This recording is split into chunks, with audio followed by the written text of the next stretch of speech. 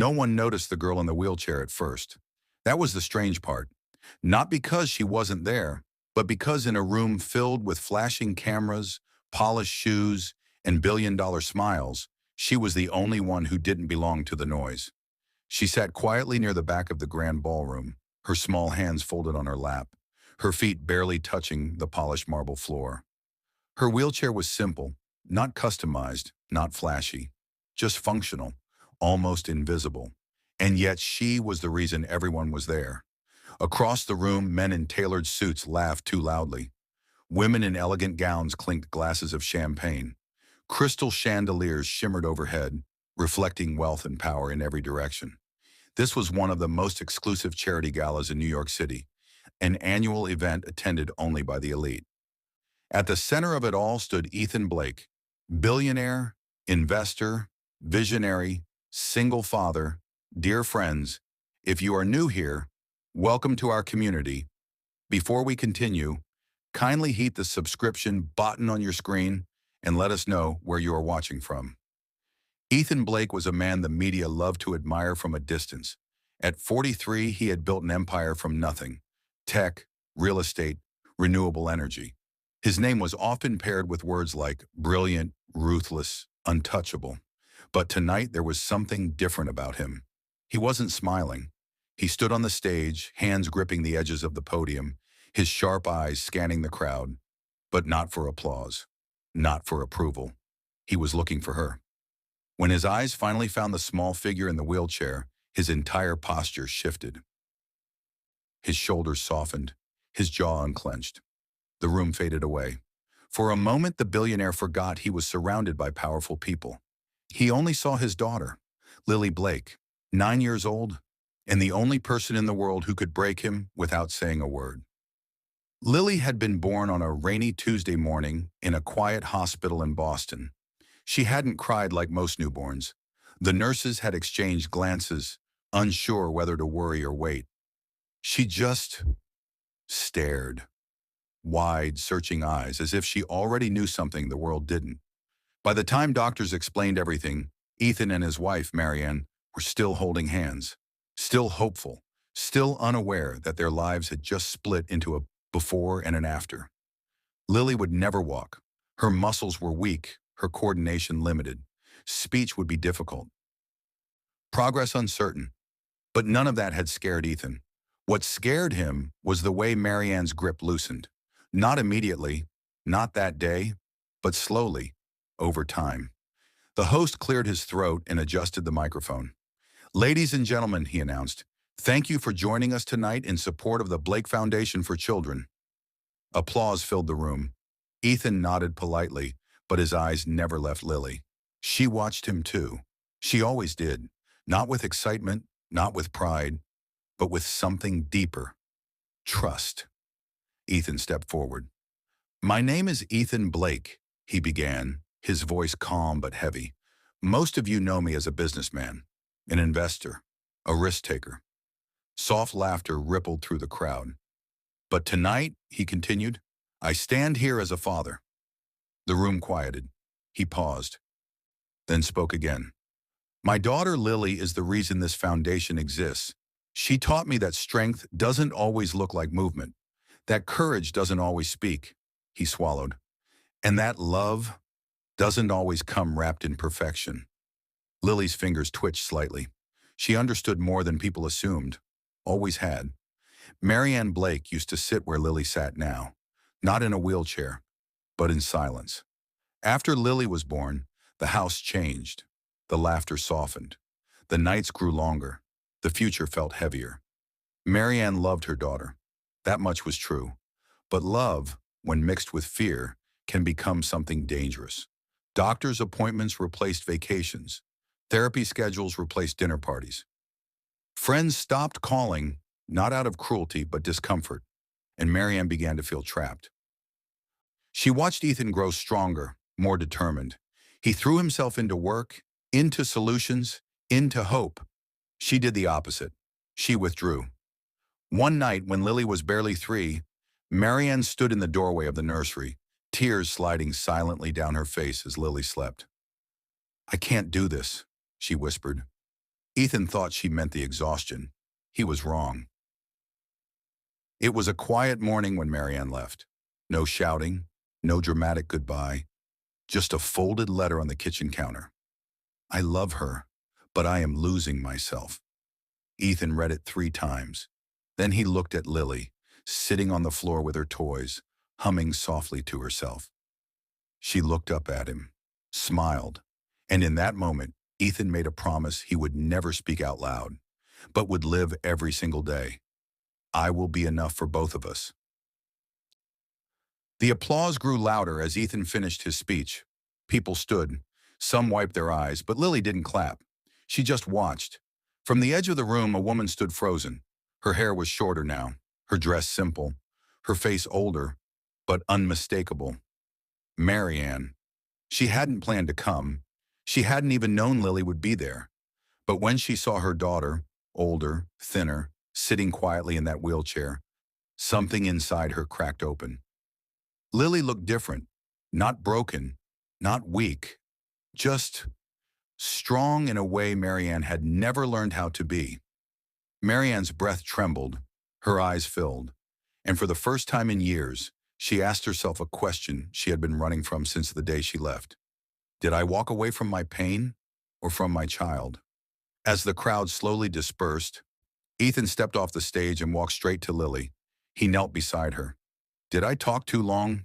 He asked softly. Lily shook her head. She reached out and touched his hand. That was all. Ethan smiled, but behind them, Marianne took a step forward, then another. Her heart pounded so loudly she was sure someone would hear it. She stopped just a few feet away. Ethan, she whispered. He turned. Their eyes met. Time froze. The room faded, and Lily, sensing something shift, slowly turned her head toward the woman she barely remembered, but somehow never forgot. Marianne fell to her knees. Tears spilled freely now. Oh God, she sobbed, covering her mouth. Look at her. Look at what I left behind. Lily stared at her, silent, unblinking. And then, something unexpected happened. She smiled. But that smile raised a question no one in that room was prepared to answer. Was forgiveness something Lily was offering, or something her mother was too late to deserve? Marianne didn't expect Lily to smile. That was the part that broke her, not the wheelchair, not the years she had missed, not even the quiet strength in Ethan's eyes. It was the smile, soft, innocent, unafraid, as if Lily wasn't meeting a stranger, but recognizing a memory her heart never let go of. Marianne's knees pressed harder into the marble floor. Her hands trembled as she reached forward, then stopped midair, unsure if she had the right to touch her own child. I'm sorry, she whispered.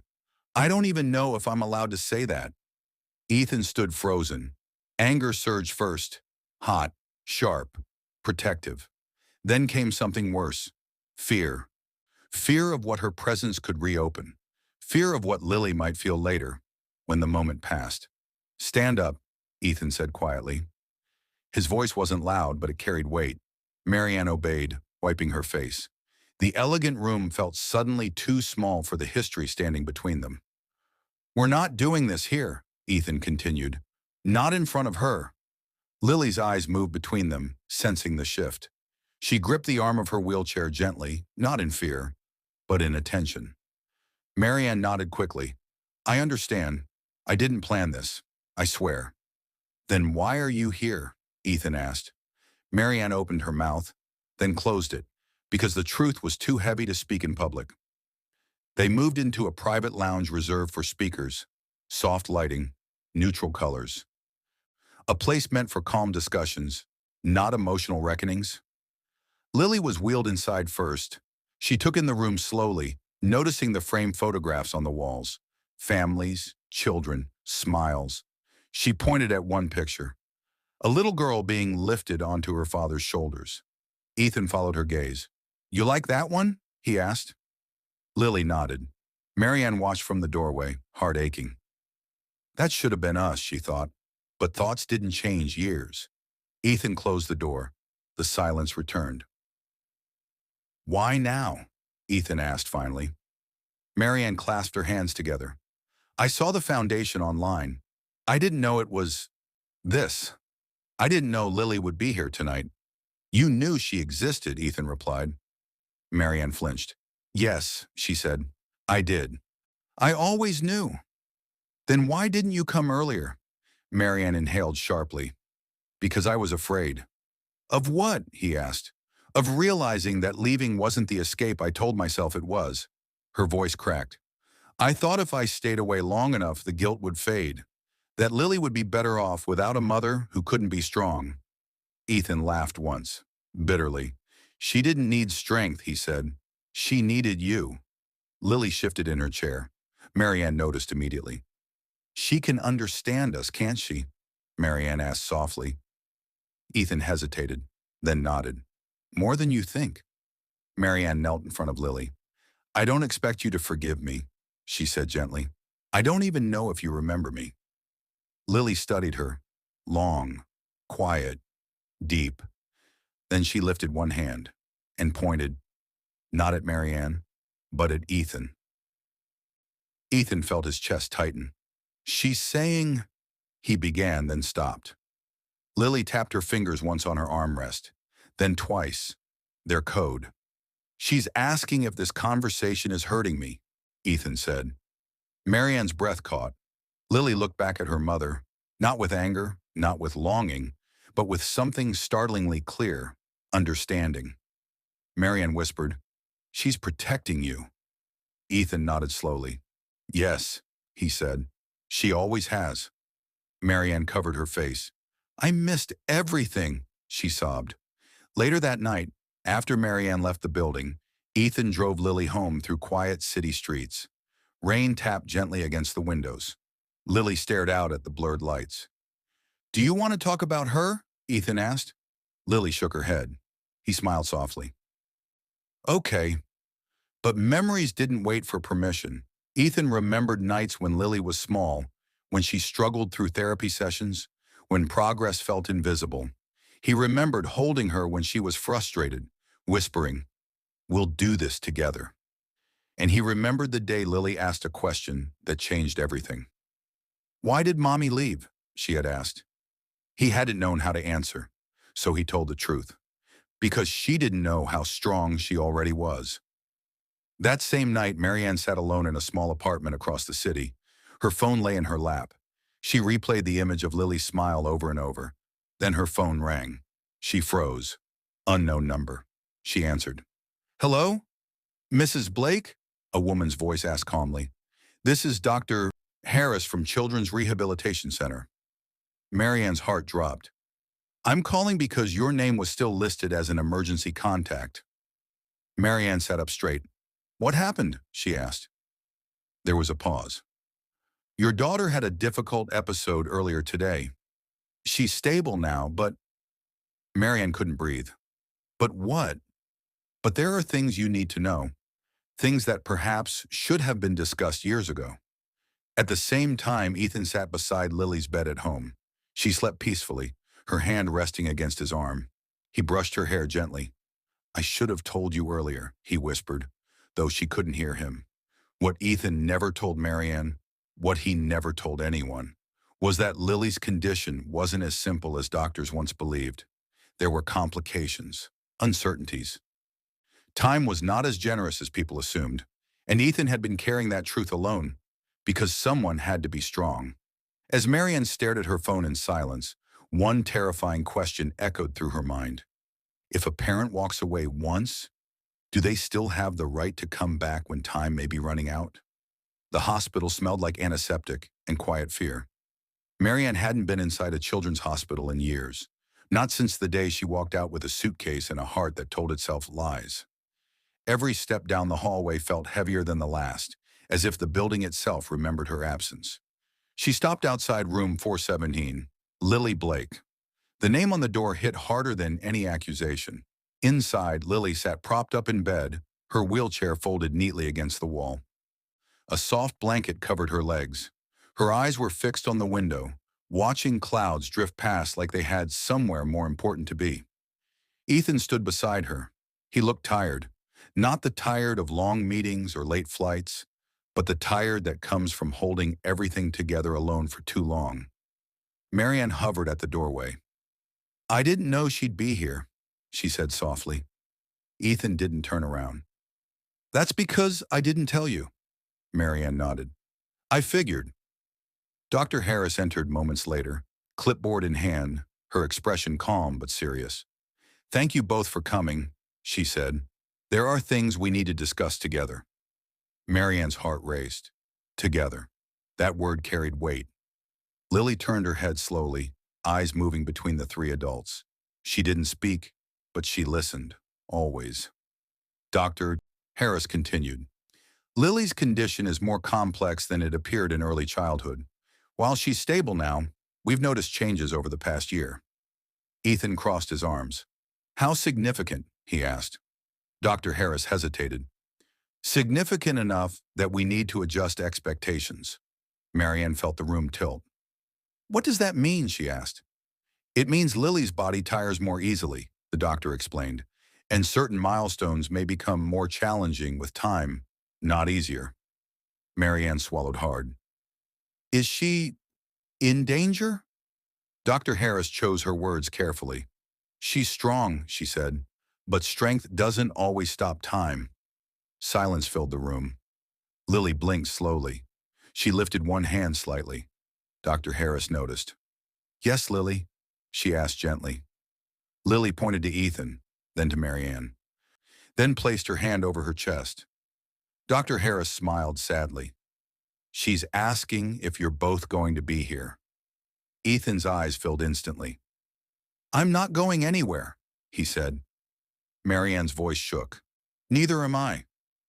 The words came out before she could stop them, and for the first time in years, she meant them. Later that afternoon, Ethan stood alone in the hospital hallway. Marianne approached quietly. You've been doing this by yourself, she said. He didn't respond. You should have told me, she continued, about her condition. Ethan finally turned. And what would you have done? He asked. Stayed this time. Marianne's chest tightened. I don't know, she admitted, but I deserved the chance to try. Ethan shook his head. Lily didn't need chances. She needed certainty. Marianne looked down. I failed her, she whispered. Yes, Ethan said honestly. She flinched. But, he added, you're here now. She looked up. That has to mean something. That evening, Marianne sat beside Lily's bed while Ethan stepped out to make a call. The room was quiet. I used to sing to you, Marianne said softly. You were so small. You never cried much. Lily watched her carefully. I thought being a mother meant being perfect, Marianne continued. When I realized I wasn't, I ran. She paused. I'm so sorry. Lily reached out and placed her hand gently over Marianne's. It wasn't forgiveness. Not yet, but it was acknowledgement. And sometimes that was the beginning. Later that night, Ethan sat in his office at home, staring at an old envelope tucked inside a drawer. Marianne's name was written on the front. He had written it years ago, a letter explaining everything. Lily's diagnosis, the sleepless nights, the quiet victories no one saw. He never sent it, because part of him believed Marianne didn't want to know, and part of him was afraid she would come back too late. Now time felt dangerously close. The next morning, Lily asked for something unexpected. She tapped twice on her tray. Ethan leaned close. What is it? Lily pointed to the door, then to Marianne, then back to Ethan. Dr. Harris interpreted quietly. She wants both of you together. Ethan and Marianne exchanged a look. Years of hurt, years of silence, all compressed into one fragile moment. Ethan took a deep breath. Okay, he said. Marianne nodded, tears streaming down her face. I'm here, she whispered. I'm not leaving. Lily closed her eyes. For the first time since Marianne returned, she looked at peace. But as Ethan stood there, holding Lily's hand with Marianne beside him, a question lingered, one he was afraid to ask out loud. When time forces a family back together, is it love or fear that keeps them from falling apart again? The room was too quiet, not the peaceful kind of quiet, but the kind that presses against your chest and makes every breath feel loud. Morning light filtered through the hospital blinds, casting long stripes across the floor. Lily sat upright in bed, her blanket neatly folded, her eyes unusually alert. She had been awake for hours, watching, thinking. Ethan noticed first. "You didn't sleep much," he said gently, pulling a chair closer. Lily shook her head. Marianne stood near the window, hands clasped tightly together. She had stayed the night in the waiting area, afraid that if she went home, even for a moment, this fragile second chance would disappear. Dr. Harris entered with a small smile. "Good morning, Lily." Lily didn't respond. Instead, she lifted her hand slowly, deliberately, and pointed at the whiteboard on the wall. Dr. Harris blinked. "She wants to write?" Ethan's heart skipped. "She's never asked for that before." Lily pointed again, firmer this time. Dr. Harris nodded. "Let's try." A marker was placed gently in Lily's hand. It took effort. Her fingers trembled slightly as she brought the marker to the board. The room held its breath. Slowly, carefully. She wrote, "I am not broken." Marianne gasped. Ethan felt his knees weaken. Lily continued, her breathing shallow but determined. "Stop feeling sorry for me." Tears streamed freely now. Then she paused. Her hand shook harder. Ethan stood. "Lily, you don't have to." She shook her head sharply and wrote the final words. "I need you both silence. Heavy, sacred." Marianne covered her mouth, sobbing. Ethan turned away, pressing his palm against the wall, his shoulders shaking. Lily dropped the marker. She had said everything. Later that day, Ethan and Marianne stood together on the hospital balcony overlooking the city. "I didn't realize," Marianne said softly, "that my guilt was louder than her voice." Ethan nodded. "I didn't realize my protection was slowly becoming a wall." They stood there for a moment, then Marianne spoke again. "I want to be part of her life, not as someone trying to make up for the past, but as someone who shows up every day." Ethan exhaled deeply. "You don't get to disappear again," he said. "I won't," she promised, "even when it's hard." Ethan looked at her carefully. "Especially then." That evening, Ethan made a call, one he had been avoiding for years. The next day, Dr. Harris met them with new information. "There's a specialized therapy program," she explained. "It's not guaranteed, it's intense, but it could improve Lily's independence." Marianne leaned forward. "Where?" "Out of state," the doctor said. "Long-term commitment. Family involvement is required." Ethan nodded immediately. "We'll do it." Marianne hesitated. Dr. Harris looked at her. Both parents would need to be present, consistently. Marianne felt the weight of that word. Consistently. Not visiting, not observing, living it. She looked at Lily. Lily met her gaze and nodded. That night, Ethan sat beside Lily's bed at home. "You know this will be hard," he said softly. Lily nodded. "You might get tired." Another nod. "You might get frustrated." Still nodding. Ethan smiled sadly. "And you're still choosing it." Lily lifted her hand and placed it over his. Her eyes said everything. In the guest room, Marianne sat awake, staring at the ceiling. She wasn't afraid of failure. She was afraid of staying, of seeing the difficult days, of facing moments she couldn't fix. But then she remembered the words on the board. "I need you both. Not perfection, presence." As the family prepared for a future filled with uncertainty, one question echoed quietly, waiting for its answer in the final chapter. When love demands everything you once ran from, do you rise to it, or does it reveal what you still fear becoming? The road stretched endlessly ahead. Pine trees blurred past the car windows as early morning fog lifted slowly from the highway. Inside the vehicle, silence lived. Not an empty silence, but one filled with shared understanding. Lily sat in the back seat, her head resting against the window, eyes half closed but alert. A soft blanket covered her legs. She looked peaceful. Ethan drove. Marianne sat in the passenger seat. For the first time in years, they were moving in the same direction, literally and emotionally. No words were needed. The rehabilitation center sat on a quiet hill surrounded by open fields. It wasn't glamorous. No glass towers, no luxury, just wide windows, warm light, and people who moved with purpose instead of urgency. "This is it," Ethan said softly. Marianne nodded. Lily's eyes brightened slightly. Inside, therapists greeted her by name. They spoke directly to her, not around her. They waited patiently when she needed time. Lily noticed. So did Marianne. This place treated Lily not as a condition, but as a person. The days were harder than anyone expected. Therapy sessions left Lily exhausted. Progress was slow, sometimes invisible. There were moments of frustration, moments when her hands shook too much, moments when her body refused to cooperate. Ethan learned how to step back, how to let Lily struggle just enough to grow. Marianne learned how to stay, not only on the good days, but on the ones when Lily cried silently at night, overwhelmed by effort. Marianne sat beside her then, held her hand, didn't fix anything, just stayed, and Lily noticed.